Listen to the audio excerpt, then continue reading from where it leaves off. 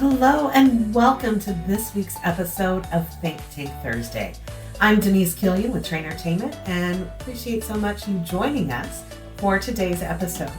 Before we get started, I want to take a moment to thank our sponsors for 2025.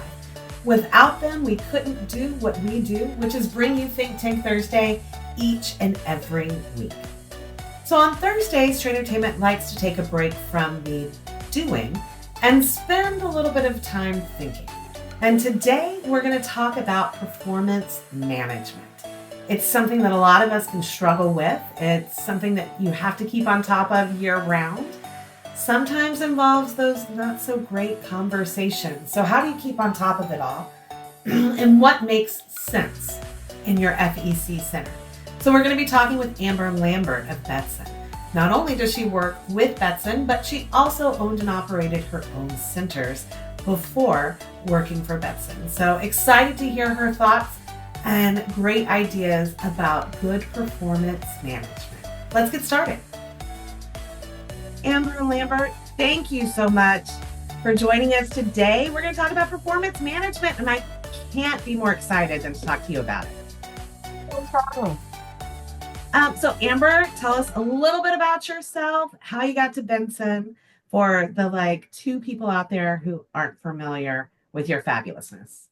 Yeah, so I'm Amber. I work for Betson currently. We are a games distributor, but my start in this industry was with my own family entertainment center that I built from the ground up. I also worked for a corporate-owned family entertainment center and a game card company. So I've been around the industry for quite a while, and I love helping people grow. Fantastic. And that's what we're going to talk about, right? Is how we can help our employees grow. And such a big part of that I think a lot of managers struggle with is managing the performance of our team members. And I think that people get unnerved about doing that. And they feel totally fine by saying, you did great, but maybe not such a good job of explaining why they did great. Or they don't know how to the conversation when maybe there are things that they could, opportunities to change and shift some of the behaviors or the performance. They get anxious and don't know how to deal with that. So they wind up ignoring it, which isn't a good thing, right? Well, it's hard to have the hard conversations, right? That's why they're called hard conversations. And so, I think setting those, expectations and goals for people are very important, but they have to be very clear, right? You can't be ambiguous about it or expect somebody to read your mind. You can't think that, that the younger generation is going to know what we're thinking or what they should do without spelling those out. You can't just tell somebody to clean a toilet. You have to show them how to clean a toilet. You have to show them what's expected, what's the outcome. And maybe there's another way, like maybe you empower them to find a different way to clean the toilet, right? So there's, you also have to be open to learn, but you have to show what the expected outcome is going to be for whatever you're asking of them. No, absolutely. And, setting those goals and those expectations from the beginning, making sure that they're clear and not assuming. For me, that's a big one when I train managers about leadership and performance management. You can't assume that somebody knows how to clean a toilet or mop a floor. And quite frankly, especially when we're talking about cleanliness, there are different levels of what is acceptable cleanliness for people, right? If you've got a teenager go into their room, and you'll understand when they say, but it's clean. It's not. What does clean mean to you? What is that expectation? And you have to be clear about it. Yeah, it has to be measurable. It has to be achievable. It has to be specific. Those are the big things for everything you do. So for, not just cleaning, but their everyday tasks, like what is expected of them in different scenarios and situations, and just being very clear about that. I know a lot of people like to use the SMART methods, specific, measurable, achievable, what is it, relevant, time. Relevant and timely. Mhm. Yeah, yeah. So, using that to set those goals, I think is very important. But, there's a lot of, you hired them for a reason, right? Like I know a lot of people get into they start to say, oh, these kids these days, right? You hired them for a reason. You saw something in them. So it's for you to grow them.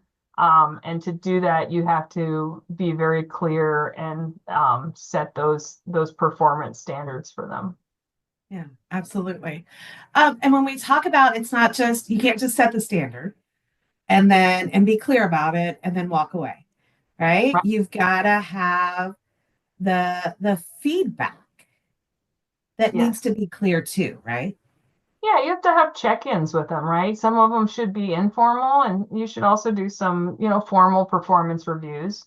I mean, even where I'm in my career, I love that, right? I want to know how I can get better. I need that feedback. I work remotely, so I need attaboys. I need to know that I'm doing a good job, right? So it's not just something that young kids need. It's something that all employees need. Your general manager needs it, right? Like, don't just assume that the paycheck is enough of a thanks. It's not, right? You need to highlight what they're good at, give them the positive and give them the negative as well, so it needs to be a balance of that, celebrating successes when they occur, giving them that real-time feedback, hate to compare it, but we're fostering a dog right now, and we're doing some puppy training. And there's, you give them treats when they do good stuff, and kind of smack them on the nose when they do bad stuff, right? So it's the same with anybody. We respond to positive and negative feedback, and both has to be involved in your in how you're evaluating your employees. Yeah. And I like to encourage people to be specific, that don't just say, hey, good job. Be specific. Yeah, Say, hey, you did a really good job talking to that family. And I saw how energetic you were and how encouraging you were. And the kids responded, and that family had a great time. So much of that was because of your positive interaction. That was great. I appreciate it. Right? absolutely. That's different than just saying, good job. That we're specific so that oh, that was good. Let me do more of that. 100%. Yeah. And, again, that it's when you're running a center, you can't be always up in your office at your desk, right? You have to be on the floor. You have to be, showing them how shake hands and kiss babies. And you have to be giving your employees high fives and interacting with them in a positive manner, and also, redirecting them when something's not going the way it should. Mhm. But a lot of Absolutely. a lot of times when it's not going the way it should, it's usually falls back on what did I do to not communicate it well? Like what, and it's hard to look internally when you see somebody doing something wrong and say, did I really do my best as the manager or the owner to communicate my expectations?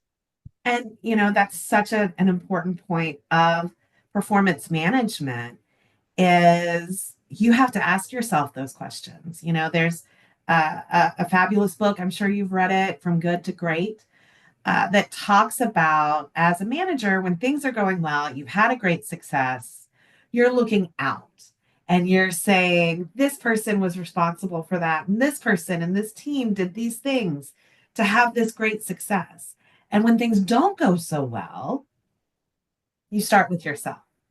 Yeah. What did I not communicate well? How did I not support this person or this team and give them what they needed to meet that goal? Right. And that you start there.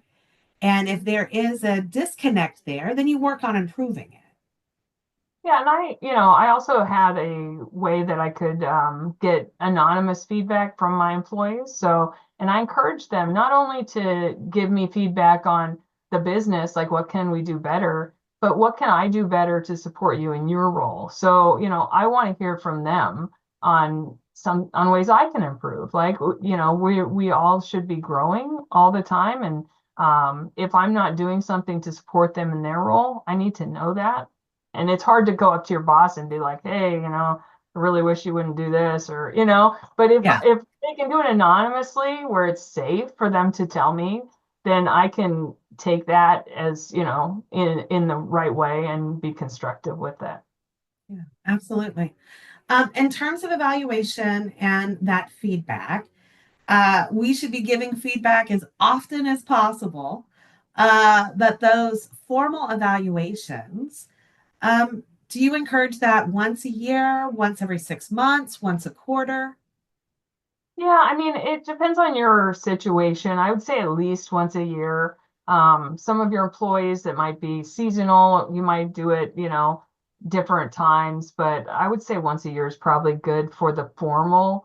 And then your informal should be definitely all the time, right? You should always be giving feedback. But, sometimes you might have to do an impromptu if things seem to be going off the rails. Maybe you need to have a more formal sit down and say, hey, let's see what we can do to get you back where we need you.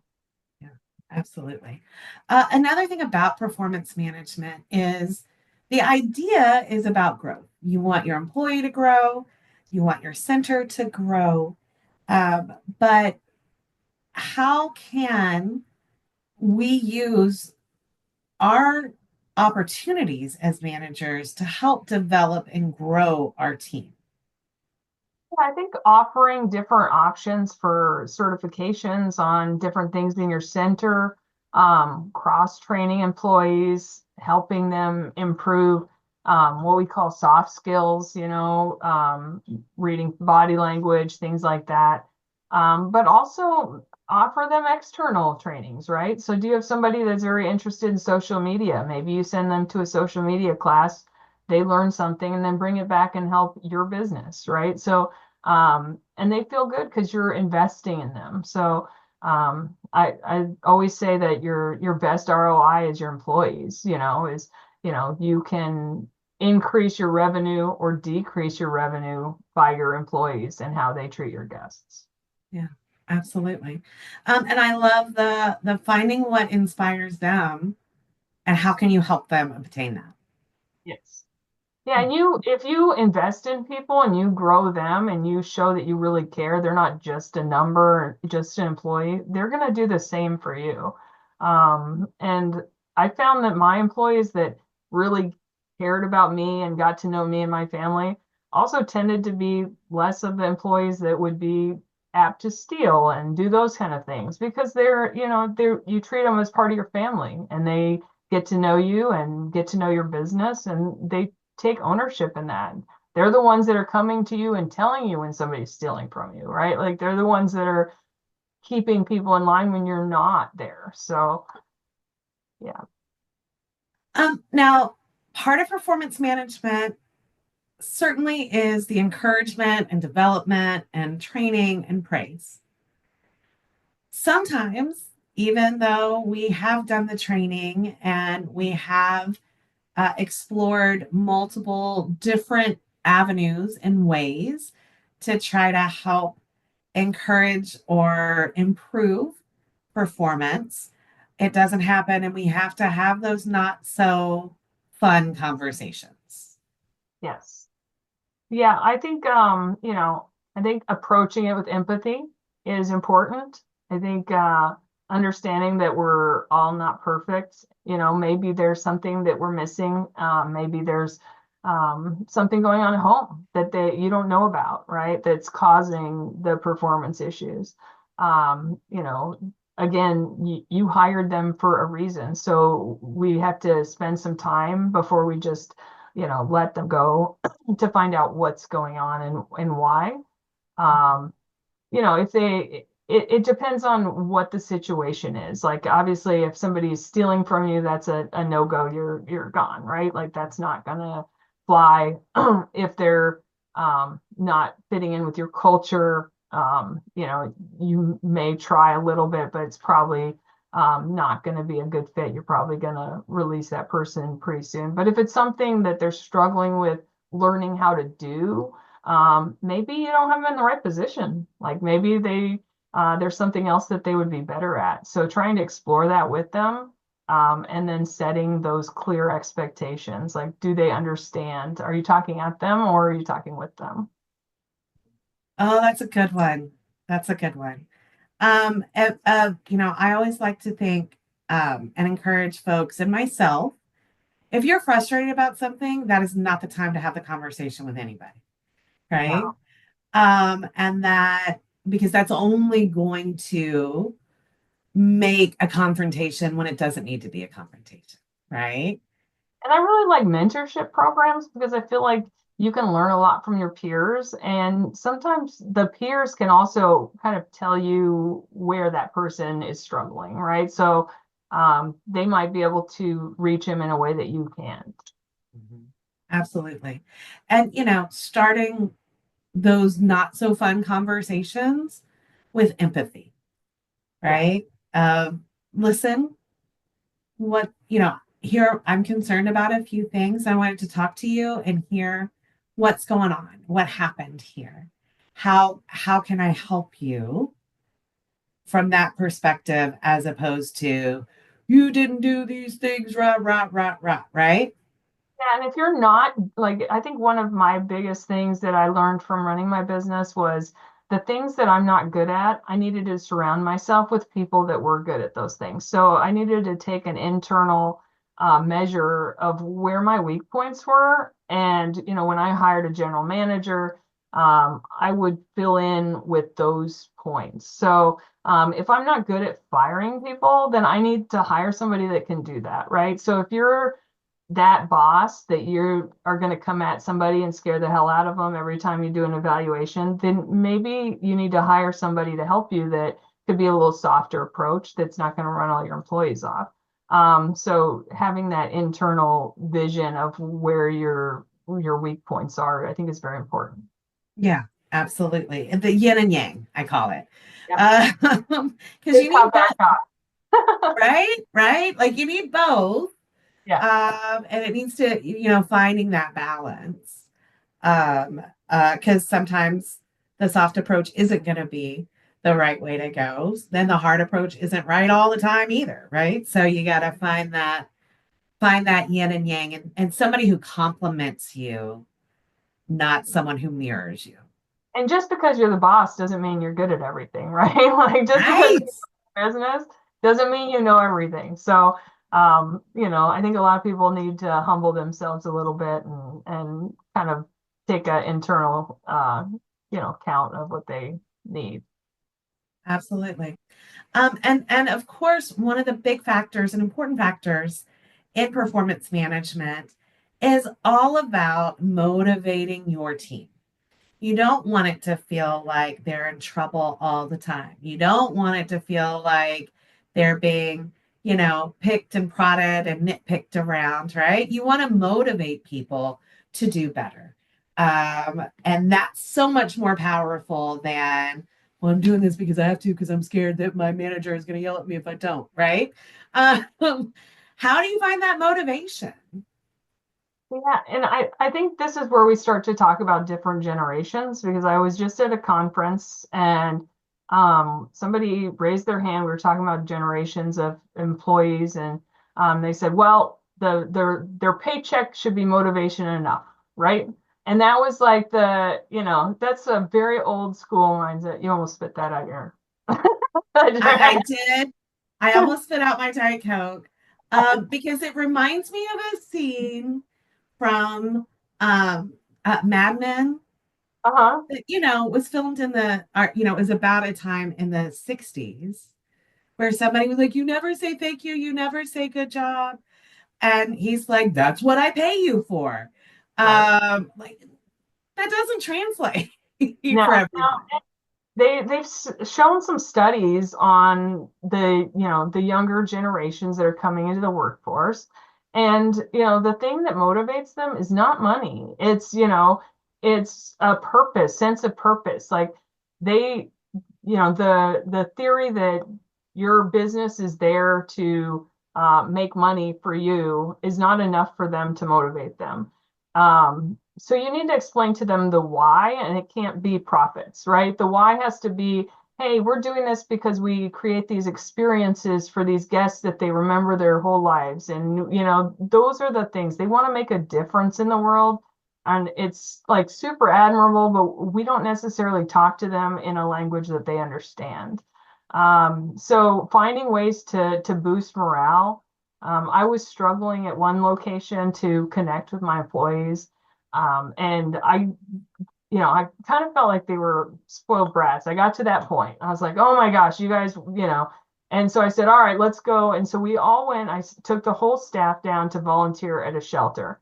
And all of a sudden, the employees were like looking at me as a human being. It was like different to them. Like they were like, oh, you actually care about people. And it just flipped a switch. Like the entire staff was a whole different staff after that one event. And it was like so eye-opening to me that, it just took giving them a different vision of who I was and what I was as their boss, as opposed to, hey, I'm just the person that cuts you a check.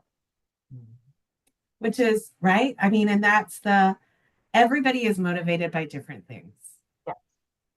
And just like everybody has different learning styles, we all have different motivation factors. And you have to get to know your employees to understand what that is for each of them. And knowing that, hey, if I do a contest and the winner gets a $50 gift card, there's going to be a percentage of your staff that doesn't care about getting that $50. No. Even though for you, you're like, give me the $50. And you could, stand up in an employee meeting and recognize somebody publicly, and it could mortify them, right? And it could do the opposite. So you really do have to get to know your employees.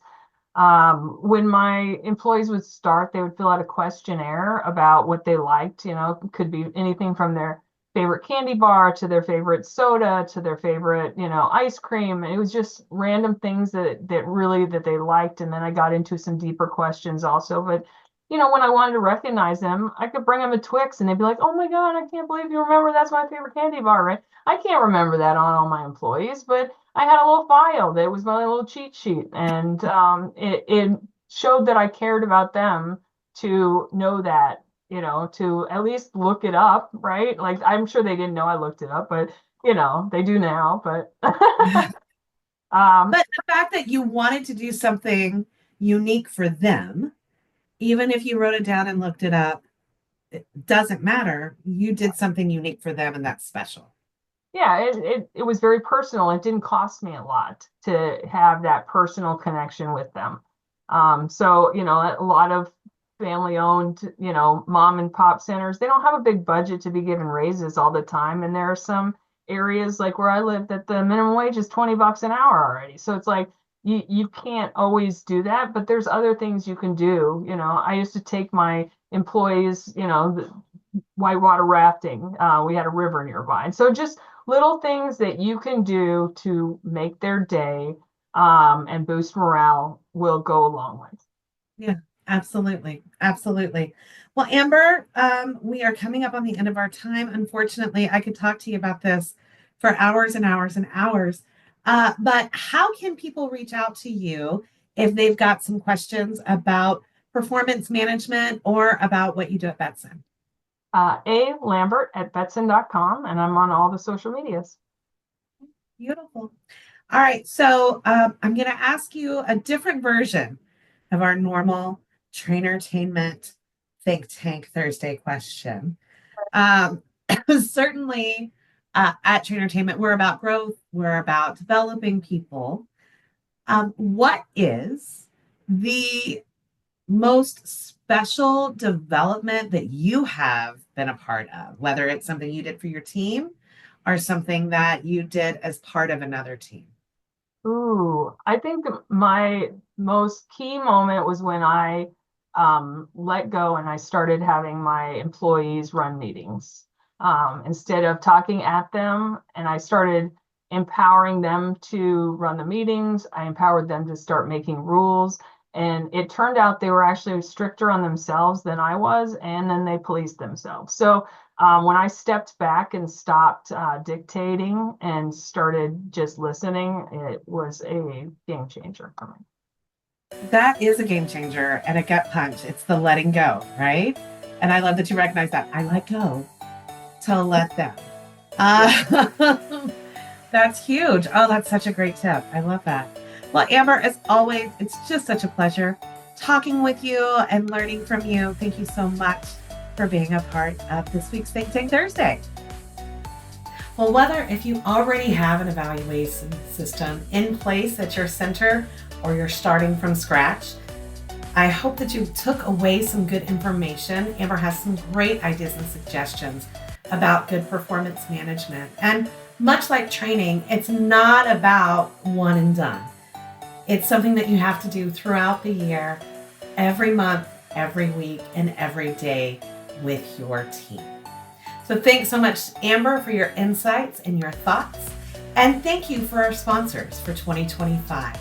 We appreciate you and what you do in helping us bring Think Tank Thursday to you guys each and every week.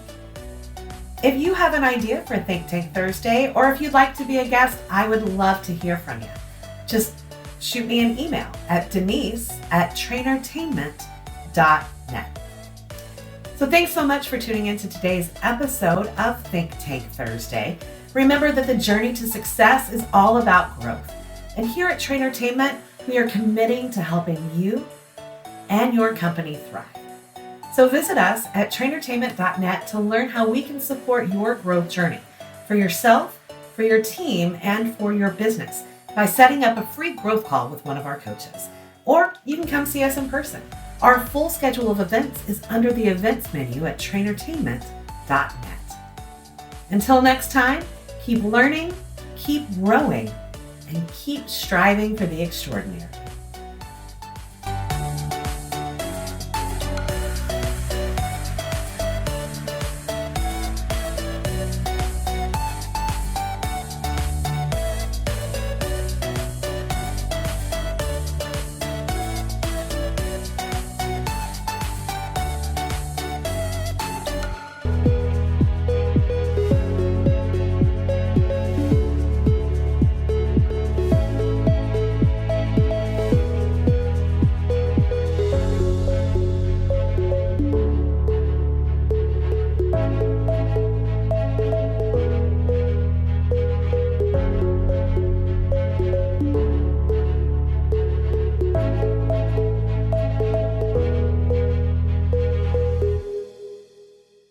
Playthrough is an online scoring system for mini golf courses.